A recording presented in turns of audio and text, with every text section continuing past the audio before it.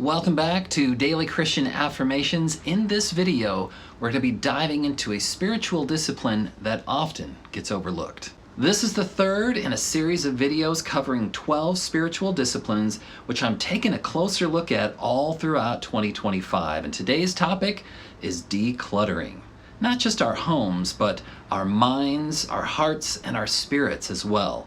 Let's explore together how simplifying our lives, or minimalism for the soul, can actually deepen our spiritual journey.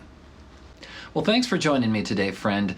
The first thing I wanted to start out with is a fascinating fun fact about the word decluttering. I wanted to look up the definition, and when I looked it up, what I realized was that the term actually did not even appear in print until about 1949. Really a relatively recent word that's come on the scene. And it took one of those curves, right? Just in the last 20 years, the use of the term has really taken off. But until just recently, the word has never really been used. As a matter of fact, I consulted my hard copy of Webster's College Dictionary, which was published in 2001, so really recently as far as dictionaries go, and the word declutter was not even in the dictionary. So that kind of maybe shows you their attitude towards the term declutter. But if you look online, of course, you're going to find a definition, and what I found was to declutter is to remove unnecessary items from an untidy or overcrowded area. That definition again, remove unnecessary items from an untidy or overcrowded area. Then what do we declutter? What's on the table? What's on the chopping block? What's fair game when it comes to decluttering?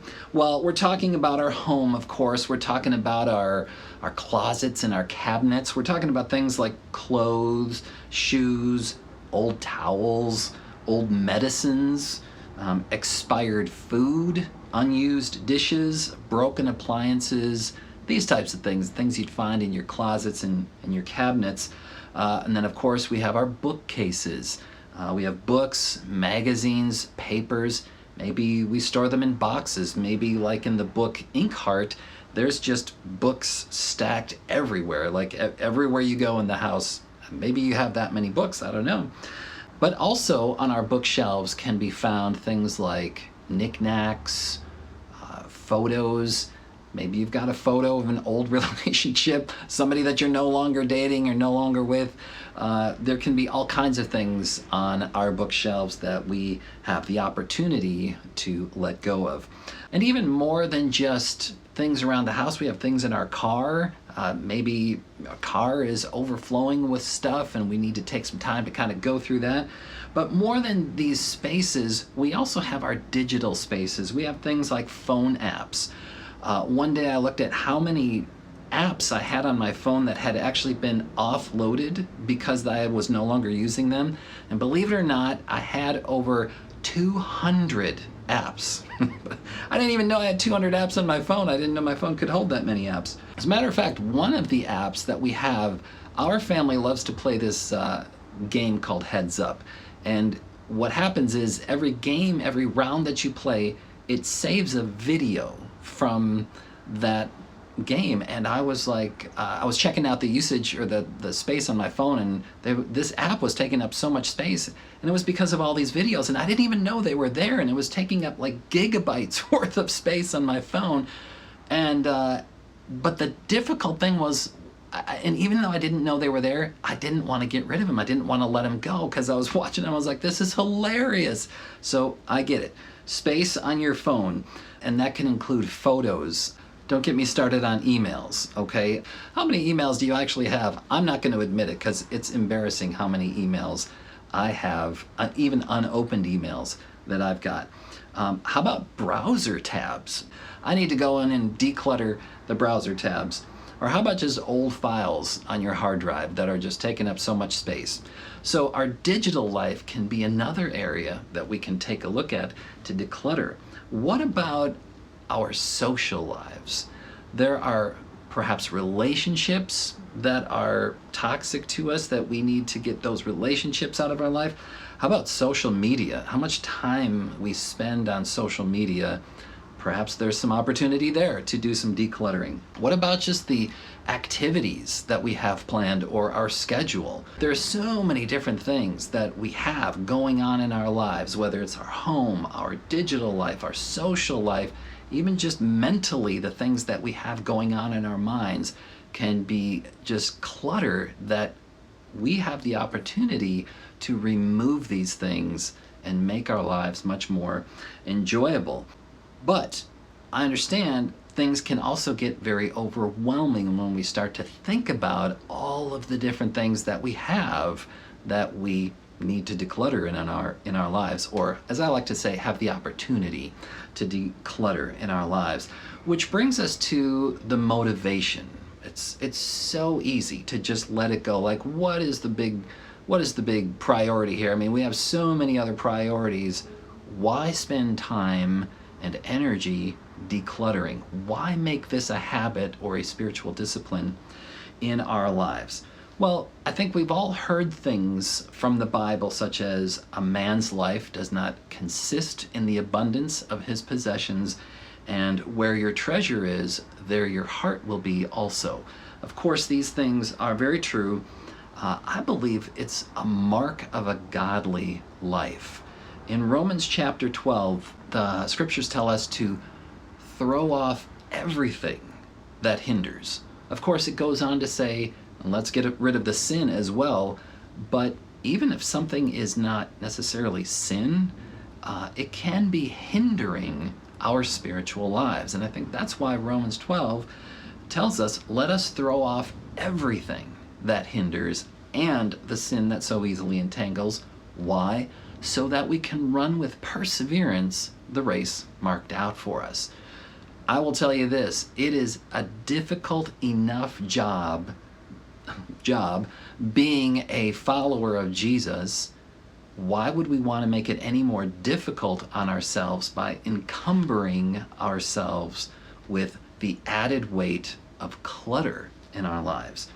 Another way is that it just weighs you down with anxiety, weighs you down with stress, it ensnares your soul, and it negatively impacts or affects your witness to the world. The Bible talks about in Titus chapter 2 verse 10, talks about making the gospel of God or the teaching of our God attractive to the world outside of us. For example, let's say somebody pulls up, or maybe you're taking an Uber. Let's say an Uber pulls up. That car is going to be pretty clean, isn't it? But then your friend comes to pick you up and their car is just cluttered. I mean, there's stuff and they're like brushing stuff off of the front seat. Hey, have a seat. Are you going to really want to take a ride? Maybe not so much. I think another way that is a motivation is that this is one way to answer the prayer from the Lord's Prayer where it says, may your kingdom come and your will be done on earth as it is in heaven. Can you imagine clutter in heaven? I can't imagine it. I imagine heaven being pristine. Maybe they got good janitors there. I don't know. But I imagine heaven being a place of immaculate beauty. And that's one of Jesus's prayers, is that, you know, God's kingdom be done on earth as it is in heaven. Also, I think decluttering is a very grounding experience. It's just something very real that you can do. You can involve your hands. You can pick up a piece of something and put it away. And it's something that can get you very involved in the present moment. So how does it deepen your relationship with God? Well, I think in doing so, in decluttering, it helps you to become more like Jesus, because it takes trust, it takes self-discipline, it takes commitment to see things through. It is a process. It is a journey. It is not easy. It's not just like a one Saturday type of thing. It's not just a spring cleaning kind of thing. Anybody that's ever done the dishes in a household full of, with a family, I got to tell you, it is a constant thing, and it takes perseverance. So how does one get started or re-engage with the process of decluttering? And it is a process, it is an ongoing process. Well, one of the things that you can do is download my free guide. There's a link below the video in the description that will tell you how to do that. And another thing I would strongly encourage you to do is not try to go this alone, but find a friend. Even if you want to hire a coach or some kind of a support person to help you on this journey, because it is difficult. It's kind of like any other thing that you would try to do that you're not used to doing, like working out or dieting or something like that. It takes support. You need support in your decluttering journey. Well, I want to thank you so much for joining me for today's video. If this message has resonated with you, then I encourage you to take a step today. Choose one area to declutter in your life and invite God into the process. Say a prayer first. Pray about it. Make a list, but pray about that list. Say, God, give me what I can handle. Thank God He doesn't give us more than we can handle. Amen. If you're enjoying this series on spiritual disciplines, don't forget to like, subscribe, and share the video with a friend. Let's continue growing together on this spiritual journey of renewal. For more videos like this, check out the rest of the Spiritual Disciplines series. There are links in the description of the video for that, as well as the free study guide. We'll see you next time on Daily Christian Affirmations.